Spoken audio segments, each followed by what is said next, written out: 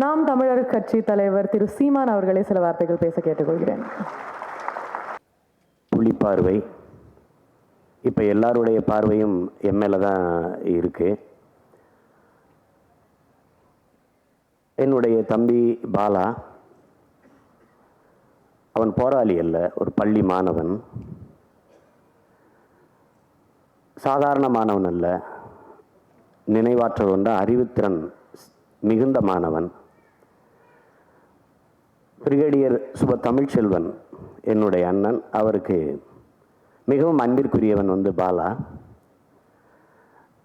ஒருவேளை அவர் செய்திகளை கவனிக்க தவறிட்டா, பாலா இன்னைக்கு பிபிசியில் என்ன செய்தி என்று கேட்டால் அந்த செய்திகளை மட்டும் சொல்வதில்லை, தொடக்கத்திலிருந்து அந்த செய்தி முடியும் வரை இறுதி வரை அப்படியே அந்த செய்தியை திருப்பி ஒரு தடவை வாசிக்கிற அளவிற்கு நினைவாற்றல் கொண்ட ஒரு பிள்ளைதான் எங்கள் பாலா.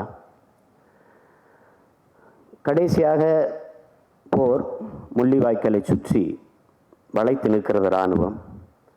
மக்கள் எல்லோரும் சிங்கள இராணுவத்தின் அழைப்பை ஏற்று வெளியேறுகிறார்கள். மக்களோடு மக்களாக வெளியேறி சென்ற பிள்ளைதான் பாலா. இராணுவ சோதனை நடக்கிற போது உன் அப்பா யார், உன் அம்மா யார், உன் பெயர் என்ன என்று ஒவ்வொருத்தராக கேட்கிற போது பாலச்சந்திரன் தலைவர் பிரபாகரனின் மகன் என்று தெரிய வருகிறது. சிங்கள இராணுவம் சிறைபிடிக்கிறது. இதுதான் நடந்தது. ஒருபோதும் அவன் போராளியாக இருந்ததில்லை. இயக்கத்தில் 18 வயதுக்கு கீழே எவருக்கும் இடமில்லை. இங்கே சில செய்திகளை சொல்லியாக வேண்டியிருக்கிறது. இவர்கள் சொன்னது போல சில மணித்துளிகள் மட்டும் பேசி செல்ல முடியாது. இங்கே இருக்கிற எங்களுடைய ஐயா பாரிவேந்தர் என்னை அவருடைய கல்லூரி விழாவுக்கு அழைத்திருந்தார்கள். அவருக்கு அருகிலே நான் அமர்ந்திருந்தேன்.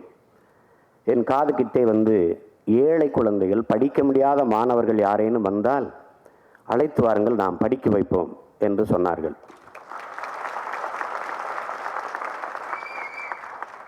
என்னிடத்தில் மட்டுமல்ல, பல பேரிடத்தில் இதை சொல்லியிருக்கிறார்கள், செய்து கொண்டிருக்கிறார்கள். அவர் சொன்னதிலிருந்து இன்று வரை படிக்க வசதி இல்லாத மாணவர்களை நான் அழைத்து கொண்டு போகிறேன், அனுப்பி வைக்கிறேன். மறுக்காமல் இன்று வரை படிக்க வைத்து கொண்டிருக்கிற ஒரு பெருமகன்தான் இங்கே இருக்கிற நமது ஐயா பாரிவேந்தல் அவர்கள். என்னுடைய நண்பன் பிரவீன் காந்தி. நான் சிறு வயதிலிருந்தே இந்த இன உணர்வோடும் மொழி உணர்வோடும் மான உணர்வோடும் இந்த மண்ணின் மக்களின் விடுதலைக்காக போராடி கொண்டிருக்கிறவன். ஆனால் காந்தி அப்படி இல்லை. என்னை போன்றவர்களை பார்த்து இந்த உணர்வுக்குள் வந்தவர். பாலா படத்தை பார்த்தவர்கள் ஒவ்வொருவருக்கும் ஒவ்வொரு தோன்றியிருக்கும். எனக்கு ஒன்று தோன்றியது, எங்கள் பிள்ளை பாலா, நாங்கள் பார்த்த பிள்ளை பாலா. அவன் வெறித்து தொலைதூரத்தை பார்க்கிற போது என் சித்தப்பாக்களே, என் பெரியப்பாக்களே, என்னிலும் வயதில் முதிர்ந்த என் அண்ணங்களே, என் அக்காக்களே, என் தம்பிகளே, என் பாசத்திற்குரிய என் சொந்தங்களே, உலகமெங்கும் பரவி வாழ்கிற 12 கோடி என் சொந்தங்களே, இத்தனை பேர் இருக்கிற போது நான் எந்த நிலையில் நிற்கிறேன் என்பதை பாருங்கள். இது நமது இனம் எவ்வளவு இழிவான அடிமை நிலையில் நிற்கிறது என்பதற்கு சாட்சி என்று அந்த பிள்ளை சிந்தித்திருப்பானோ எண்ணியிருப்பானோ என்றெல்லாம் எனக்குள் ஓடியது. என் நண்பனுக்கு இந்த பாலா சிங்கள இராணுவத்திடம் பிடிபட்ட போது யாருமே காப்பாற்ற முயற்சி செய்திருக்க மாட்டார்களா? செய்திருப்பார்கள் அல்ல, செய்திருப்பாங்க. இவரை பிடித்து வைத்துக்கொண்டு உன் அப்பா எங்கே சொல் என்று மிரட்டியிருப்பார்கள்ல, மிரட்டியிருப்பாங்க. இப்படியெல்லாம் ஒரு இயக்குனராக அவருக்கு பல கற்பனைகள் சிந்தனைகள் ஓடி இருக்கிறது. அதை திரையில் வடித்திருக்கிறார். திரையில் நீங்கள் பார்க்க போறதெல்லாம் உண்மை அல்ல, ஆனால் எல்லாமும் பொய் அல்ல. இதை நீங்கள் தெரிந்து கொள்ள வேண்டும் என்பதற்காக சொல்றேன். இதில் எதில் மதிக்கத்தக்கது? ஏதாவது ஒன்று இந்த இனத்துக்காக நாம செய்யணும்னு நினைக்கிறதுக்கே அது மிகவும் போற்றத்தக்கது, மதிக்கத்தக்கது. அந்த வழியில் இசையமைத்து பாட்டு எழுதி எல்லாவற்றையும் செய்த என்னுடைய நண்பர் பிரவீன் காந்திக்கு என்னுடைய பாராட்டுக்கள். இப்படி வருகிற முயற்சிகள் முறிக்கப்பட்டு விடக்கூடாது என்பதற்காகவே என் அருமை ஐயா விக்ரமன் அவர்கள் சொன்னது போல குறைகள் இருக்கலாம், ஆனாலும் இந்த படங்கள் திரைக்கு வரணும். இல்லை என்றால் இது போன்ற படங்களே எடுக்கப்படாது போய்விடும். என்னுடைய தலைவனுக்கு ஒரு பெரிய கனவு இருந்தது. சின்லஸ் லிஸ்டை போல, பிரேவ் ஹார்ட்டை போல எமது இன விடுதலை போராட்டமும் இந்த திரைப்படமாக வந்து விடாதா என்ற ஏக்கம் இருந்தது. அதன் வெளிப்பாடுதான் ஆணிவேர், எல்லாளன் போன்ற படங்கள். அதுபோன்ற முயற்சிகள் எப்போதும் வரவேற்கப்பட வேண்டும் என்பதற்காகவே இந்த புலிப்பார்வை போன்ற படங்கள் வரணும்னு நாங்கள் நினைக்கிறோம். இதில் விடுதலை புலிகள் யார் என்பதை நீங்கள் தெரிஞ்சுக்கணும். அவர்கள் செத்தவர்களுக்காக அழுதவர்கள் அல்ல, அழுதவர்களுக்காக செத்தவர்கள். அதுதான் விடுதலை புலிகள். நாங்கள் சுதந்திர காற்றை சுவாசிக்க வேண்டும் என்பதற்காக அவர்கள் சுவாசித்த காற்றை நிறுத்திக் கொண்டவர்கள். என்னை போல ஒரு அடிமை மகன் இன்னொருவன் இந்த இனத்தில் பிறந்துவிடக்கூடாது என்பதற்காக போராடியவர்கள். 1000 ஆண்டுகள் அடிமையாக வாழ்வதை விட சுதந்திரமாக சாவது மேலானது, இது ஹோசிமின். 1000 ஆண்டுகள் அடிமையாக வாழ்வதை விட ஒரு நொடியேனும் வீரமாக வாழ்ந்து சாவது மேலானது, இது அண்ணல் அம்பேத்கர். அதே 1000 ஆண்டுகள் அடிமையாக வாழ்வதை விட சுதந்திரமாக சாவது மேலானது, அதுவும் அந்த சுதந்திரத்திற்காக போராடி சாவது அதைவிட மேலானது, இது எமது தலைவன் மேதகுவே பிரபாகரன். அந்த சுதந்திரத்திற்காக போராடி செத்தவர்கள் விடுதலை புலிகள். அதை நாம தெரிஞ்சுக்கணும். நீங்க நினைச்சு பாருங்க, எத்தனை ஆயிரம் என் இனப்பெண்களை பாலியல் வல்லுறவுக்கு ஆளாக்கி படுகொலை செய்திருக்கிறது சிங்கள ராணுவம். ஒரு பிள்ளைப்பிள்ளை, ஒரு தமிழ் மகன் சிங்கள பெண்களினுடைய தாவணியை தொட்டான், நிழலை தொட்டான் என்ற ஒரு செய்தியை இந்த வரலாற்றில் என்னைக்காவது நீங்க பிடிச்சது உண்டா? இல்லை. அதை நாம தெரிஞ்சுக்கணும். பிரபாகரன் யாரு? நாம் புறநானூற்று வீரத்தை படித்தோம், அவன் மட்டும்தான் படைத்தான். அதான் எங்கள் தலைவன் பிரபாகரன். யார் பிரபாகரன்?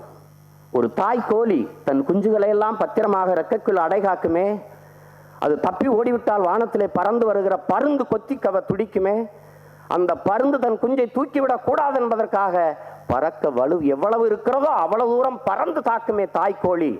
அப்படி என் இன மக்களை பாதுகாத்த தாய் கோழிதான் எங்கள் தலைவன் பிரபாகரன். அந்த கோழியின் செயலே பயங்கரவாதம் என்றால் பருந்தின் செயல் என்ன வாதம் என்பதை என் அன்பு மக்கள் நீங்க தான் சிந்திச்சு பார்க்கணும். புலிகள் பழகி பார்த்தால் ஈரம் தெரியும், பகைத்து பார்த்தால் வீரம் தெரியும். அதுதான் புலிகள். இங்கே பிரபாகரன் தனி மனிதனாக நின்று தனக்கு ஒரு நாடு வேணும்னு ஆசைப்படல. ஒட்டுமொத்த தமிழ் தேசிய இனத்தின் மொத்த விருப்பத்தை ஒத்த உருவமாக நின்று கேட்டார். எந்த வழியில? கொஞ்சம் ரத்தம் தாருங்கள், நிறைய சுதந்திரம் தருகிறேன் என்றான் இந்த நாட்டின் விடுதலைக்கு இராணுவம் கட்டி போராடிய புரட்சியாளன் சுபாஷ் சந்திர போஸ். அதே எமது தலைவர் சொன்னார், நிறைய ரத்தம் தந்து விட்டோம், கொஞ்சம் சுதந்திரம் தாருங்கள் என்று. இதில் என்ன பிழை இருக்கிறது? உலகத்தில் எந்த ஒரு இனம், எந்த ஒரு இயக்கம் விடுதலைக்காக போராடுகிறதோ அதை இந்தியா ஆதரிக்கும் என்றார் நேரு பெருமகன். கடைசி மனிதனுக்கு சுதந்திரம் வேண்டுமானாலும் அதற்காக துணை நிற்கும் இந்தியா என்றது அம்மையார் இந்திரா காந்தி. அந்த வழியில் தான் எமது இன விடுதலைக்காக எமது தலைவன் போராடினார். இது தனி ஒரு மனிதனுடைய விருப்பம் அல்ல. நாங்கள் வன்முறை மீது தீராத காதல் கொண்ட மனநோயாளிகள் அல்ல. ஒரு அடிமை தேசிய இனத்தின் விடுதலைக்கு போராடிய போராளிகள், புரட்சியாளர்கள். அதை உலகம் புரிந்து கொள்ள வேண்டும். இங்கே பிரபாகரன் மட்டும் தனியாக விரும்பி இருந்தால் ஓரிரு நாளிலே போராட்டம் முடிஞ்சிருக்கும். 34 ஆண்டுகள் அந்த போராட்டம் நடந்ததற்கு காரணம் என்ன? அவரை போலவே அந்த மண்ணில் பிறந்த ஒவ்வொருவனும் விடுதலையை நேசித்தான், விரும்பினான், மண்ணின் விடுதலைக்காக உயிரை தியாகம் செய்ய நின்றான். இங்கே பெற்ற பிள்ளைகளை இரவில் செல்லாதே, தனியே செல்லாதே, பேய் இருக்கும், திருடன் இருக்கும் என்று பயங்காற்றுகிற தாய்மார்களுக்கு முன்னே தான் பெற்ற பிள்ளைகளை மண்ணின் விடுதலைக்காக வீர விதைகளாக சாக கொடுத்த பெற்றோர்கள் எங்கள் பெற்றோர்கள். அப்படி இல்லைன்னா அந்த போராட்டம் 34 ஆண்டுகள் நின்றிருக்காது. தன்னோடு விளையாடிய நண்பர்களை வைத்து வெறும் 22 பேரை வைத்து இயக்கத்தை கட்டிய தலைவனுக்காக செத்தவன், அந்த மண்ணின் விடுதலைக்காக உயிர் தியாகம் செய்த மாவீரர்களின் எண்ணிக்கை மட்டும் 50,000. இந்திய பெருநாட்டின் விடுதலைக்காக உயிர் நீத்த தியாகம் மறவர்களின் எண்ணிக்கை கூட அவ்வளவில்லை. ஆனால் இன்று வரை அடிமைப்பட்டு கிடக்கிற அந்த நிலத்தின் மீட்சிக்காக உயிர் தியாகம் செய்த வீரர்களின் எண்ணிக்கை மட்டும் 50,000. மக்களின் எண்ணிக்கை வேறு. அமெரிக்கா வியட்நாம் மீது குண்டு வீசி தாக்குதல் நடத்தது. அந்த தாக்குதலில் உடல் கருகி ஆடையின்றி தெருவிலே நிர்வாணமாக ஓடி வந்த 8 வயது சிறுமி கிம்புக்குங்கிற அந்த பெண்மணி, கருப்பு வெள்ளையில் தான் அந்த படம் வெளிவந்தது. அந்த படத்தை பார்த்து பதறி துடித்த இந்த உலகம் என் தம்பி பாலச்சந்திரனின் மரணத்திற்கு கதறல, கண்ணீர் வடிக்கல. டெல்லியிலே ஒரு மருத்துவக் கல்லூரி மாணவியினுடைய பாலியல் படுகொலைக்கு பதறி துடித்த எனது தேசம் என் தங்கை இசைப்பிரியாவின் மரணத்திற்கு வருந்தல. வெளியிலே தெரிந்தது பாலச்சந்திரன், வெளியிலே தெரிந்தது இசைப்பிரியா. பல ஆயிரக்கணக்கான எங்களது பெண்கள் வன்புணர்ச்சிக்கு ஆளாக்கப்பட்டு கொல்லப்பட்டிருக்காங்க. பிறந்தது நாம் தமிழ் பிள்ளைகளாக பிறந்தோமா, சிங்கள குழந்தைகளாக பிறந்தோமா என்று தெரியாத நிலையிலேயே எண்ணற்ற பிஞ்சுகள் நச்சு குண்டுகளுக்கு இரையாகி கருகி இருக்கிறார்கள். கேட்க நாதி இல்லை. இந்த நிலையிலே சேனல் 4 அவன் எடுக்கணும்லாம் எடுத்துக்கிட்டு போகல, அவங்க போய் யாரும் எடுக்கல. சிங்கள ராணுவ வீரம் தமிழச்சி எப்படி கற்பழிச்சேன்னு பாரு அப்படின்னு ரசிக்கிறதுக்கு எடுத்து வச்சது, தமிழங்களை எப்படியெல்லாம் கொன்னம்னு பாரு அப்படிங்கிறதுக்கு ரசிக்கிறத எடுத்து வச்சது. அதை சிறுக சிறுக சேர்த்து சேமித்து அவன்கிட்ட இருந்தே வாங்கி சேனல் 4 என்ற ஒரு தொலைக்காட்சி வெளியிட்டதுனால இந்த கொடூரங்கள் எல்லாம் இன்றைக்கு உலகத்துக்கு தெரிய வந்திருக்கிறது. எனவே எனது அன்பு சொந்தங்களே, நிறைய பேசணும், நிறைய சொல்லணும். எதிர்கருத்து இருக்கலாம் உங்களுக்கு, ஆனால் நீங்கள் எல்லோரும் எங்கள் எதிரிகள் அல்ல. மாற்று கருத்து உள்ளவரெல்லாம் நாங்கள் வெறுக்கக்கூடியவர்கள் அல்ல.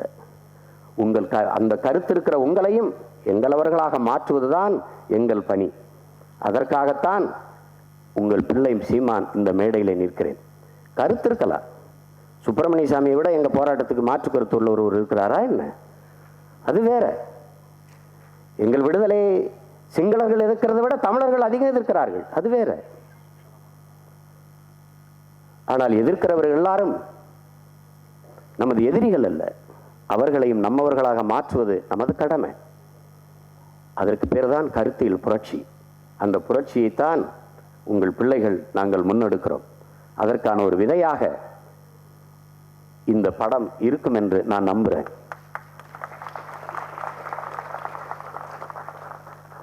சிண்டர்ஸ் லிஸ்ட்டுங்கிற ஒரு படம் நீங்கள் பார்த்துருப்பீங்க.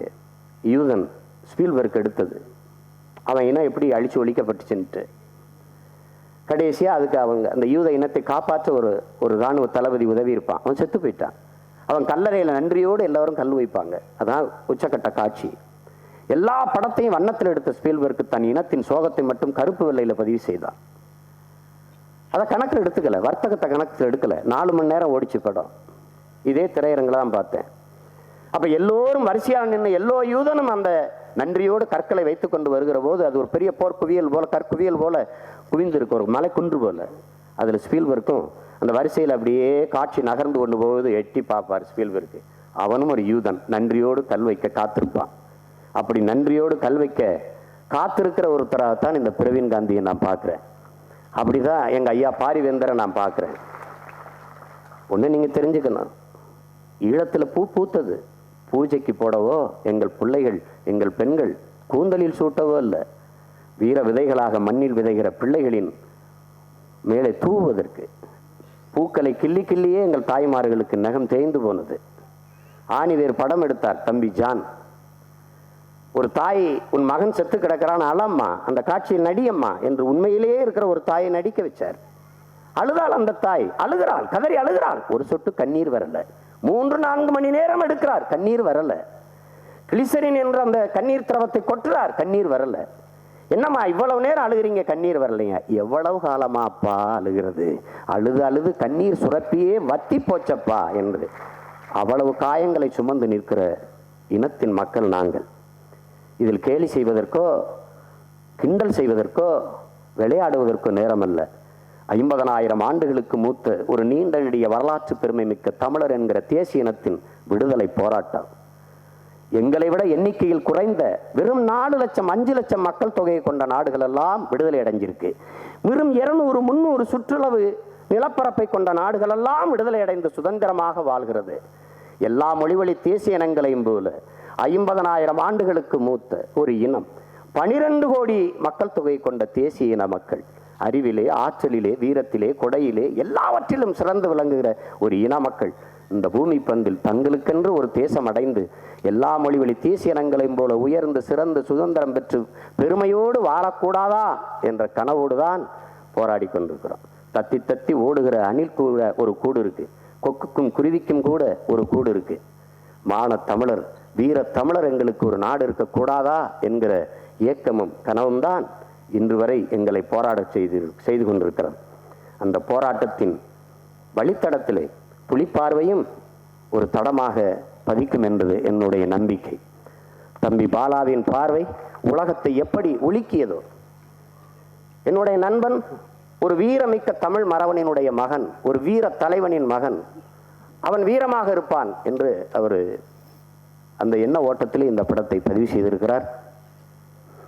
தம்பி பாலா சீருடை அணிந்த போராளி அல்ல, பள்ளி சிறுவன்.